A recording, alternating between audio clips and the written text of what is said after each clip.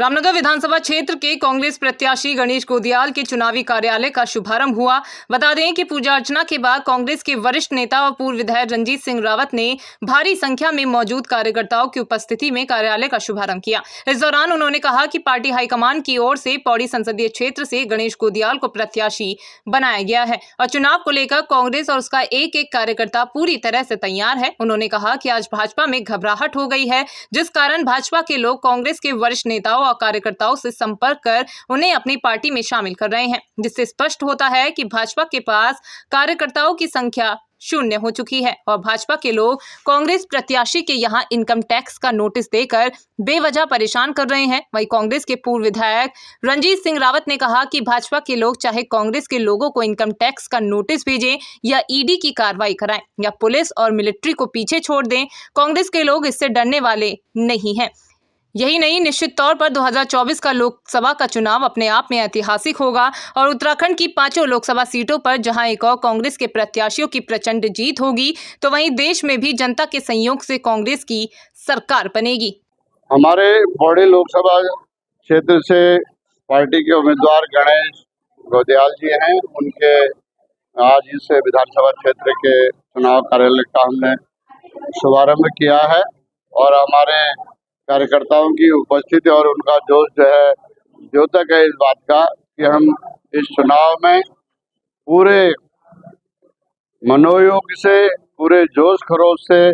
जो है इस चुनाव को लड़ने जा रहे हैं और निश्चित रूप से जीत दर्ज करेंगे। भारतीय जनता पार्टी बुरी तरह से घबराई हुई है, इसलिए वो हमारे एक एक कार्यकर्ता को संपर्क कर रही है, नेताओं को, कार्यकर्ताओं को कि तुम भाजपा ज्वाइन कर लो। अगर भाजपा में घबराहट नहीं है तो वो इतने सारे लोगों को क्यों अप्रोच कर रही है। मैं पूछना चाहता हूं भाजपा से, क्या उनके यहाँ वैचारिक दिवालापन हो गया है या उनके पास कार्यकर्ता शून्य हो गए हैं, सिर्फ गोबर गणेश अंधभक्त रह गए हैं जिनके अंदर सोचने समझने की कोई क्षमता नहीं है, इसलिए वो कांग्रेस के प्रतिभावान लोगों को अपनी पार्टी में ऑफर दे दे करके ले जा रहे हैं। मैं बीजेपी के लोगों से कहना चाहता हूं, गोदियाल जी हो या कांग्रेस का एक एक कार्यकर्ता हो, वो ना इनकम टैक्स तो छोड़ दो, ईडी को छोड़ दो, वो अगर पुलिस को भी छोड़ दो, अगर वो मिलिट्री भी लगाएंगे तो भी हम घबराने वाले नहीं। को रामनगर में कांग्रेस के वरिष्ठ नेता और पूर्व विधायक रणजीत सिंह रावत की मौजूदगी में मुख्य बाजार में कांग्रेस के पौड़ी लोकसभा क्षेत्र के प्रत्याशी गणेश